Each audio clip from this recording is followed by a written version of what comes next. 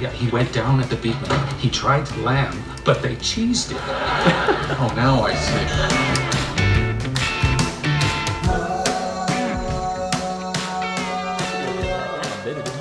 I'm better than you. Like that either. That's what people say. That's what people say. I don't care what people say. I'm telling you, that's what they're saying. Hey, that's not my fault. They like me. They can say what they want. I'm better than you. I'm way better than you. That's what the people say. I don't care. Come on now, you ain't better than me. Oh man, I'm way better than you. Why you say you're better than me? I shoot raw. Easy, man. My raw's easy. My files are nice. I don't need your raw. I got raw. I know you gotta pay for it, but I got the raw. This ain't even a real argument. I got you. Oh man, I'm so much better than you. Oh yeah, but I'm half the price. Oh, I don't care how much you cost. Oh, you gonna get all sour and turn your back now? Oh man, I swear, if I had a lens right now, I'd show you. Cannon, where you at? Cannon, where you at? Cannon.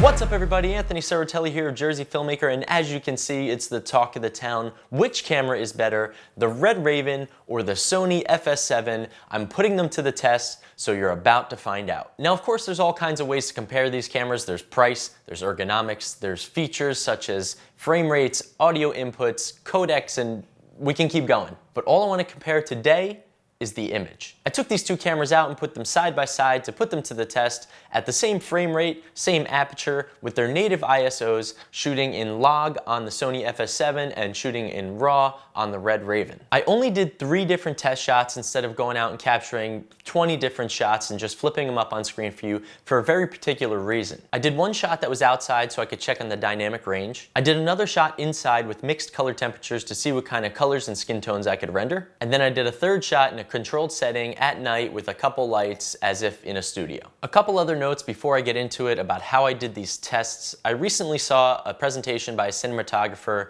and he spoke about how he did camera tests. He emphasized how important it was to grade your images when doing test shoots with different cameras. I've struggled to do test shoots, especially when comparing cameras, because I don't know what the best way to do it is. I usually end up just taking the raw footage and showing that and seeing what the differences are. But how often do you have a finished product where you end up barely touching the images? I know I don't. I know that I will be grading my images, so that's what I'm going to do in this test. Again, I shot the FS7 in S-Log3 and I shot the Red Raven in its Red Code RAW. I know most people's beef with Sony is their color science and skin tones, so that's really what I wanted to put to the test here. You may have also heard people complain that Red's images are too saturated. I don't feel this way about either of them. I think you can get great images out of both if you know what you're doing in post, and I'm going to try to prove that to you right now. One last and final note before I get to the footage is I am presenting this in 1920 by 1080 HD. I know these cameras both shoot in 4K. I shot them both in 4K.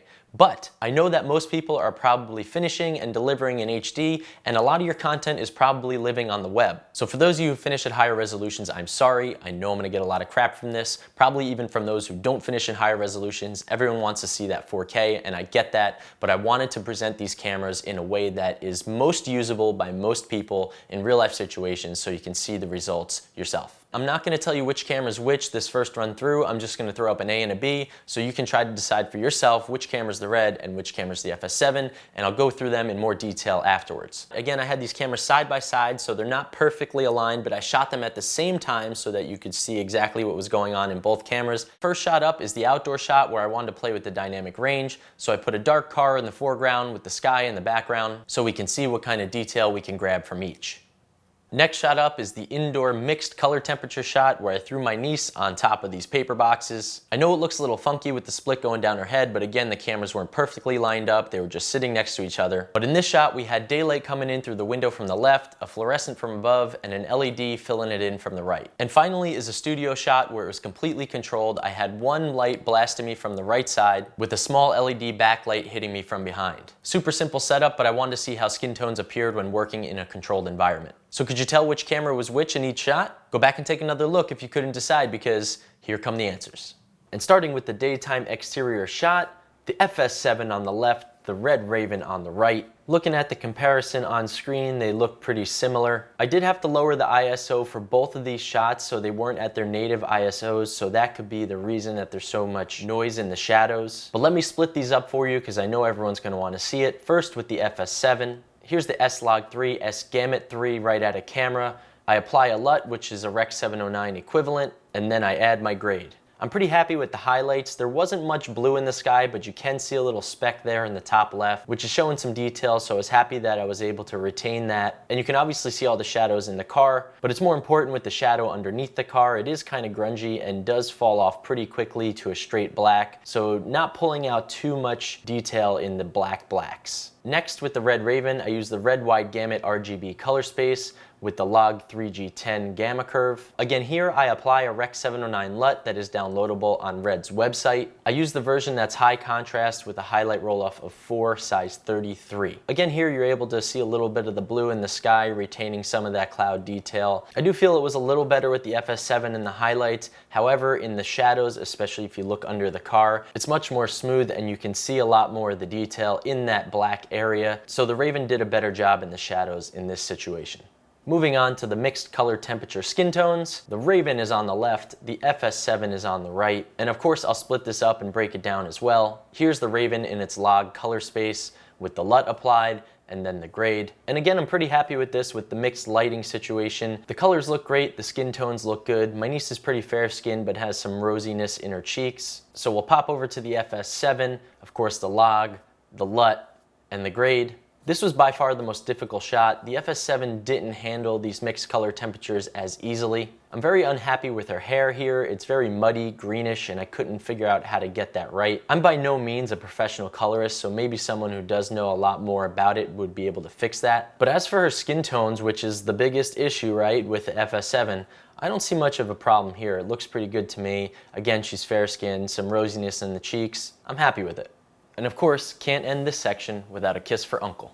And moving on to the night shot, we have the Raven on the left, the FS7 on the right. Being that this was a controlled environment, it was the easiest footage to deal with in post. Splitting it up, the Raven, log, LUT, grade. I didn't do much to this image. It looked pretty good to me. I think I boosted the saturation just a little bit and added some contrast. But my skin tones look really natural in my opinion. The orange shirt is popping. The only issue I had with this, not just with the Raven, but with the FS7 as well, is the noisiness in the shadows. Switching over to the FS7, log, LUT, grade. The noise is most prominent in the bottom part of the computer screens behind me, but jumping back to my shirt and the skin tones on this FS7 shot looks pretty darn good to me. Putting them back side by side, I really can't tell much of a difference. Pretty cool to see that these cameras are probably interchangeable within your projects and no one would even know the difference. So after all that, my tests, my results, my opinion, not the end-all be-all answer to this question, but which camera I think is better, I think they're pretty similar.